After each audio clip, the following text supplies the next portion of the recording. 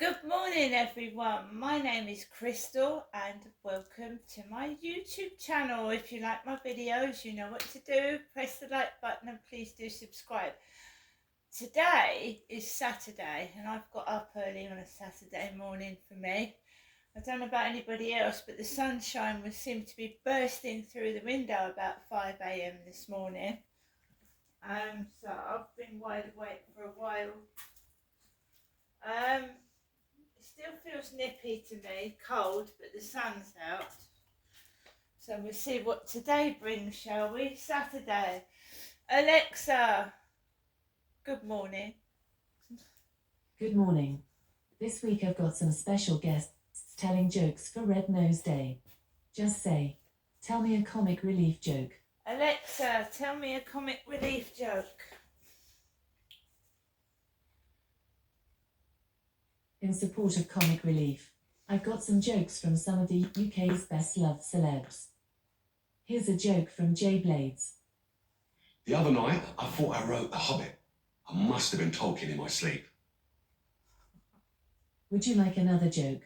No. Okay. For more comic relief lols, just say, sing your duet with Paloma Faith. Right, Alexa, sing your duet with Paloma Faith. Please say yes or no. Yes.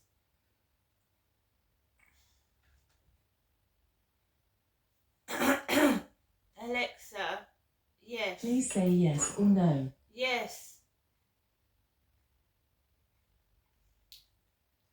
Sorry, Alexa's playing up. We'll bypass that one. Alexa, what's the time, please? Good morning, Crystal. The time is 7:51 a.m. Alexa, what's the date today? Today is Saturday, the 9th of March. Alexa, what's the weather like? Harry. Right now in Rochester, it's 7 degrees Celsius with clear skies and sun. Today's forecast has showers, with a high of 13 degrees and a low of 7 degrees. Alexa, can you tell me a joke? This week I've got some special guests telling jokes. Just say, tell me a comic relief joke. I suppose we've got to have another one, have we? Alexa, tell me a comic relief joke.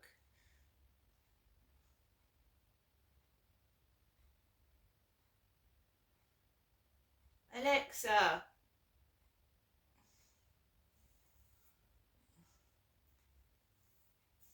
Alexa, tell me a comic relief joke.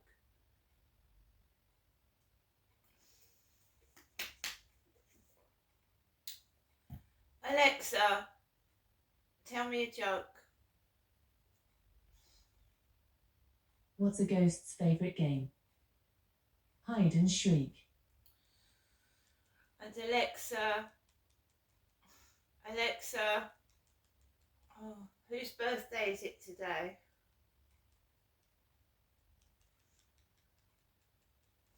Today's famous birthdays include American actor and singer Oscar Isaac, Canadian television host Ben Mulroney, American former actress Linda Fiorentino, French actress Juliette Binoche, and American journalist, attorney Kimberly Guilfoyle.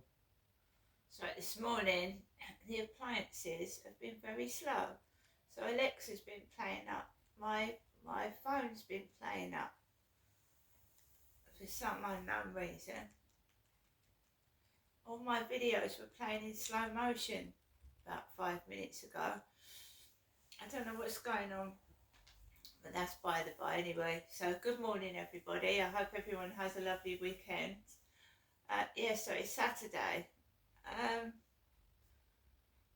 My mum was very tired yesterday. I don't think she phoned me last night. I think she was tired for some reason. So today, Saturday, I'm just resting. I still have blisters on my feet. My ankle is playing up, so I'm just going to have to stay indoors and rest my foot, I'm afraid. I'm going to take Max out for a walk later on, but that's about it. Just take Max for his short walks now. Yeah, I did get some bits yesterday and I did enjoy going out, but it was very stressful. The pelvic examination itself wasn't that bad, but walking down Rochester High Street was very, very stressful. As I said, I told the lady in there that bright lights in my eyes give me a headache. So as I was walking up Rochester High Street, I don't know why the motorbike cyclist had his headlight lamp on really, really brightly when it was sun shining. It was really bright sunshine yesterday afternoon, it really was. So I didn't have a clue as to why a motorbike rider would have his headlamp on right down Rochester High Street when the sun was shining, and it went right in my eyes. So I had to turn round, and luckily for me, I wanted to go back into the Sue Ryder charity shop. So I turned my back on the bicycle and I walked down. That is a car hooting outside. Car hooting.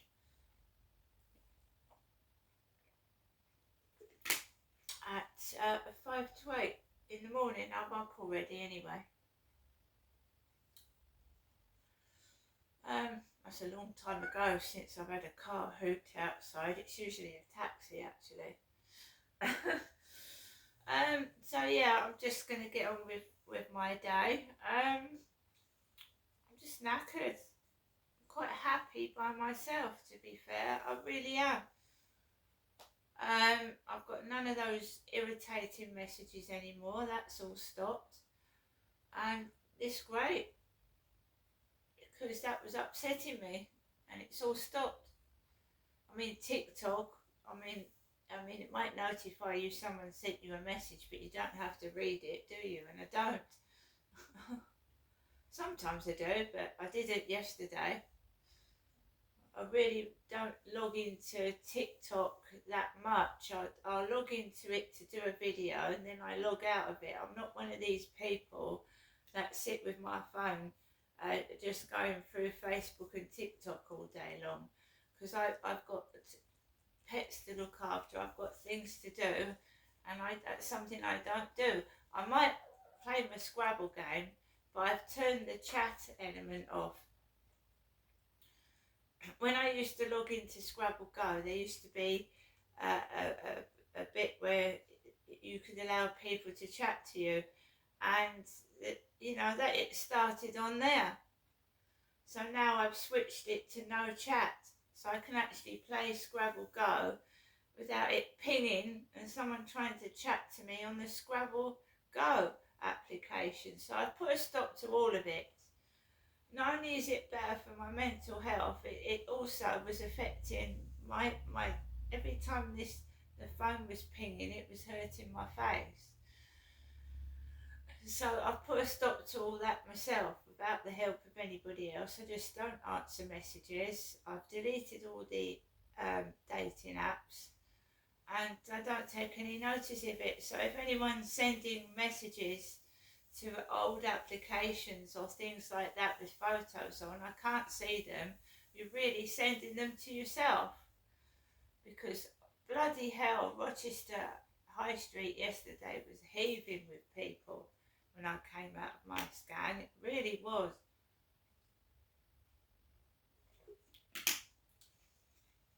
That's why I prefer to go out first thing in the morning. I really do. Whilst people are taking their kids to school and they're going to work, because lunchtime is awful, and I hit Rochester High Street right bang on lunchtime. Everybody sat outside the coffee shops, and I don't like it. That chicken biryani yesterday was hot. I enjoyed it. Today we have cottage pie. I'm not going into the co-op, there's no need to. There really is no need to. Like I said, I hope everybody has a great day. Let's have a go at Puzzler, shall we? Alexa, Puzzler.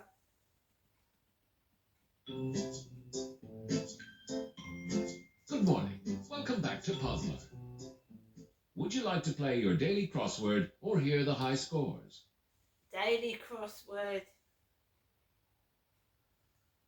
Okay, here is the quick crossword of the day. Fully occupied. There's 4 letters. Alexa, full. Okay, 4 across. The clue is clan. It's a 5-letter word. Alexa, next. Okay, we'll skip this clue. The 2 together. It has 4 letters. Alexa, pair. Wrong, sorry. Pair wasn't correct. By the way, you can also spell out your answer like this. Alexa, U. next. It's wasting time. Okay, we'll skip this clue. Animal flesh is food. It has 4 letters. Alexa, meat, meat.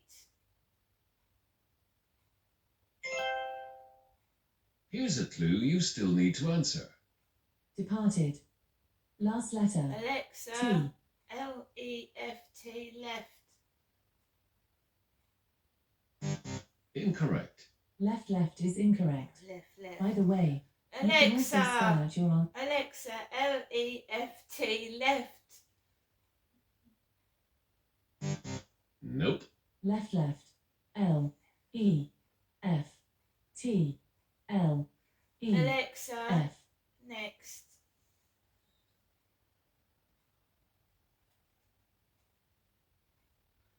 Having problems with the technology. Alexa, next. Whoops, I didn't understand. The clue is take forcibly. It has 5 letters. Alexa, next. Okay, we'll skip this clue. Clan. Last letter. E. It has 5 letters. She's really put me off this morning. Alexa, next. Okay, we'll skip this clue. Departed. Last letter. T. There are 4 letters. Alexa, clue. Okay, here's a hint. Blank. E. Blank. T. Alexa, left. Time for the next clue. Take forcibly. Last letter. E. It has 5 letters. Alexa, clue. Here's a clue. S. Blank. E. Alexa, stole. That's not quite right. Stole is a wrong answer. Oh. By the way, you can also spell out your answer like this. P. U. Z. Alexa. Z. Next. We will do this. Okay, we'll skip this clue. The 2 together. There's 4 letters. Alexa, PAIR, pair. Oh no, that's wrong. Pair is incorrect. For better recognition, spell out 1 letter at a time. Like this. Yeah, I know P, this is a difficult. U, Alexa, Z. next. Okay, we'll skip this clue. Fully occupied.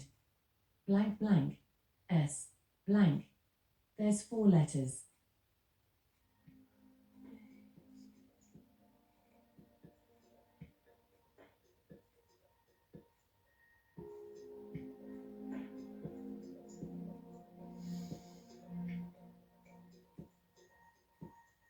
No, I've just, the whole technology this morning has been going on and off and I'm just put off. Alexa, next. Okay, we'll skip this clue. Clan. Last letter. E. 5-letter I word. don't know any clans. Alexa, next. Okay, we'll skip this clue. Take forcibly. S. Blank blank blank. E. 5 letters. Sorry guys, I've got dogs barking outside now. I'm really put off. Alexa, exit.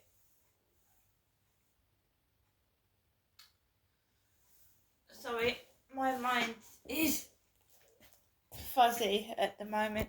Normally I can do a crossword puzzle in a few minutes, but I'm being aggravated by technology this morning going wrong. Alexa, LBC Radio. LBC London from Global Player. To London in the 60s, he said in the book, Londoners had no choice but to accept the Irish because there were so many of us. We do blend in better than the Jamaicans. When I was very young, going to school, I remember bricks thrown at me by English parents. We were the Irish scum, but it's fun being scum too. Fast forward a few years though, and Lydon's not struggling to find a pub that will let him in. He still travels on an Irish passport though, but now he's a multi-millionaire butter peddler who left this country to live the high life in Los Angeles with his German heiress partner until her sad death. And while he was a wicked contrarian as a younger man, I'd say he's more of a pantomime punk these days. His music's lost its bite, but his political thoughts, well, that might help raise awareness of his latest tour, I guess. He's spoken warmly in the past of Brexit, which has left us all poorer, of Donald Trump currently facing 91 felony charges, or owes $500 million in fines and costs, including a chunk of money's where he's sexually assaulted. Lydon's also brought into all the royal nonsense peddled by the oh-so-complicit media and us Harry and Meghan should just F off and shut up, apparently. But now Lydon, in my view, is pulling up the drawbridge behind him and turning on the current generation of migrants in Blighty, which of course he can see clearly from his ivory tower in the United States of America, where he himself has migrated. He's decried Britain's seaside towns as run down and full of prospective immigrants, which he claimed has fueled animosity in communities. There used to be places when I was a kid, the 68-year-old told LBC's Andrew Marr, his rose-tinted spectacles nowhere to be seen.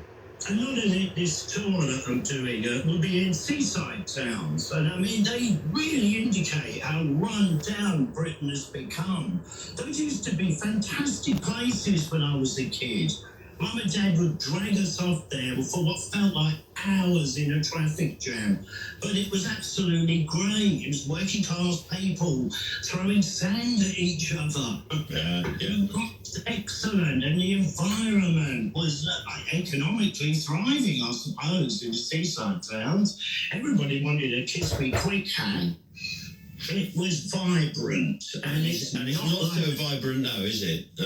No, it seems to be full of what they term prospective immigrants, which are really like illegals, not being cared for properly, but then shouldn't have been accepted in such vast numbers. So he went on to say as well, that, and I quote directly, when you import so many people with a completely different point of view, they're not going to adapt to yours, they're going to stay and bring the problems they're allegedly escaping from, yeah? So if that's true, and bearing in mind, he's from a family of Irish immigrants, how come I don't remember anyone telling me to talk with an Irish accent when I was growing up in London, surrounded by Irish immigrant families? I don't recall being forced to drink nothing but Guinness either. But if Lydon says that's what happens when migrants arrive, I guess he must be right. And he also said all the seaside towns were thriving economically until the migrants came.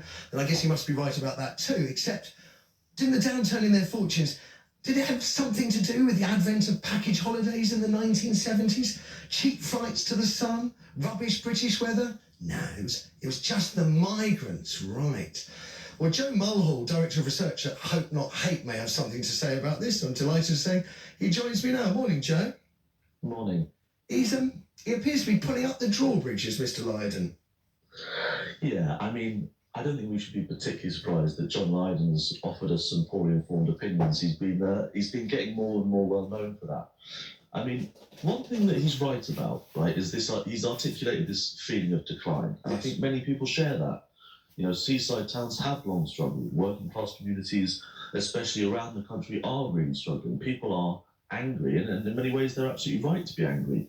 The problem with what he says is that he's blaming the wrong people when he then starts to say that the problem is with asylum seekers and migrants and people have arrived. The reason that people are angry in these communities is because they're struggling, because of a lack of investment, lack of decent jobs, lack of local services, low wages, cost of living crisis, crumbling schools. You know, you can go on. Huge NHS waiting lists, no affordable housing. But instead of blaming the people that are to blame for those issues, he's wrongly turned around and said this is about asylum seekers and immigrants. And you're absolutely right about the pulling up the drawbridge argument. There's a real level of hypocrisy to what he says here. You know, Britain has long been a country that's welcomed in new communities. His family are Irish. Part of my family was Irish as well, but you know, Jewish immigration, Huguenot immigration in the post-war period, South Asian, Caribbean, Ugandan Asians in the 70s, recently people from Ukraine, Hong Kong. We've always had groups of people that have arrived in Britain, and they've enhanced this kind of tapestry of what our country is. What he fails to explain is his argument, which is incorrect, which is, you know, I integrated, my family integrated, but these people don't want to. Integration has to be a two-way street, right? It's not an easy process, but it's not just about people wanting to integrate. Actually, if you speak to asylum seekers and migrant communities and people that arrive in this country, they're usually desperate to be part of the communities with which they've joined. But they often face high levels of racism, you know, prejudice. The communities that they're joining have to welcome them in as well. It's a two-way street. It's not that these people arrive and then just say, I don't want to. I think that's his issue there, is that he's highlighted that people are angry, communities are in decline, but he's blamed the wrong people. I mean, I've seen lots of people say, oh, you should, you know, see what a seaside town is like. Well, I'm actually moving to a seaside town, not far from Exeter. So, and I've been visiting it regularly, and I don't recognise the description that John Lydon has put out there. And I say again that in my view, seaside towns, and I've come from Worthing originally before Croydon, and I witnessed Worthing as it went into decline. And I would say it had less to do with migrants and more to do with the package holiday and people running for the sun and rubbish British weather. That's what I would have said did for our seaside towns originally. If you could stay there, John, I want to bring in Professor David Colwyn now for a different point of view, one of the co-founders of the campaign group Migration Watch UK. Good morning to you, sir. Good morning. Now, what is your reaction to what the former Sex Pistol has been saying? I've never heard of John Lydon before this interview. I'm somewhat shocked and disappointed, but also not surprised, because that's a conventional view held by many people, and coincides with what I think is to some extent reality. That there are problems of integration, there are problems of division in our society, and although he's expressed it in rather robust terms, I don't think they should be dismissed out of hand at all. I think we say often that Britain is the most successful multiracial society in the West, and that may be true. But it's not saying very much, because no country has made a great success of the exceptional integration of people from countries outside Europe, and we aren't either. No, although I suppose if you go back to Roman times, you made a good a separation between groups which are not greatly improving as time goes on. When you say things, the assertions you made are robust, inherently true. I mean, the seaside towns have become run down because of migrants, or seaside towns have become run down because of package holidays, cheap flights to the sun, and rubbish British weather? No, I wasn't talking about seaside towns particularly, although I know he was. Yeah. The problems of seaside towns are well understood, and your previous speaker quite correctly pointed out to the immense attractions of package holidays overseas, which are dealt a very serious and probably permanent blow. Yes. Seaside towns. So that's a separate issue, I think. I think it's important to realise that although we like to think of Britain in benevolent terms, welcoming foreign visitors, for the most part, the arrival of large numbers of people from overseas has not been particularly welcome. Do we not have to reflect on the fact that many of the peoples that have come to this country over the years came from countries that we had occupied for hundreds of years, first of all. That we can't look at immigration in isolation. We have to recognise the role we have played through the empire over hundreds of years, the responsibilities that we have. There is truth in that, of course. Although there's only a few cases where it was hundreds of years. But the important point is that the number of Britons going to such places was small, in some cases very small, and they almost all left.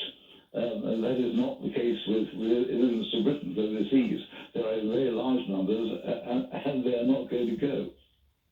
David Coleman, thank you. Joe, if you're still there, what would you like to say about a final word on this? Yeah, I think we really need to hone down on. Firstly, I actually don't recognise a lot of what was just said then. I think people often talk about, Britain really struggling to integrate communities and these things. I don't know where these places are. I used to live in Tower Hamlets, which is a place which is often referenced. The no-go zone, we were told it was the other day. Absolute nonsense. Well, exactly right. And, we often find from people that don't live in communities that are really diverse, they say these places are either no-go zones, as we heard from people within the Conservative Party recently, or they say that they're kind of unacceptable and they haven't integrated. That's often not the experience of the people that live in those communities. And I think we need to make sure that we have to understand that people are angry, and they're right to be angry, but they're right to be, the causes of the problems in these communities are things like lack of investment, no houses, no schools, no jobs. And when that happens to a community, understandable, or not excusably, but people turn around and they start to blame people that don't look like them or come from other areas. We need to make sure we're blaming the people that are causing these problems. Not in these cases, often the very vulnerable communities that are arriving to make a new life here. They want to integrate, but the communities that they're moving to have to also welcome them in and allow that to happen. And that involves, I think, changing the nature of the conversation around migration. Joe Mulhall from Hope Not Hate, Professor David Coleman, if indebted to you this Saturday morning. And just before we go to the break, a comment from John. I can't believe you're getting your knickers in a twist about what Johnny Rotten said about Britain, when most of what he said is true. Most of Britain's seaside towns are run-down ghettos. That may be true, John, but my concern is it's got nothing to do with migrants and a lot more to do with package holidays and cheap flights to the sun. They were run down in the 80s and the 90s before immigration was such a big issue. 0345 6060 973, the number for your thoughts, and we'll hear them shortly. Plus the British spy, who may have cost more lives than he saved. All the details after the latest LBC News headlines from Jenny Barsby.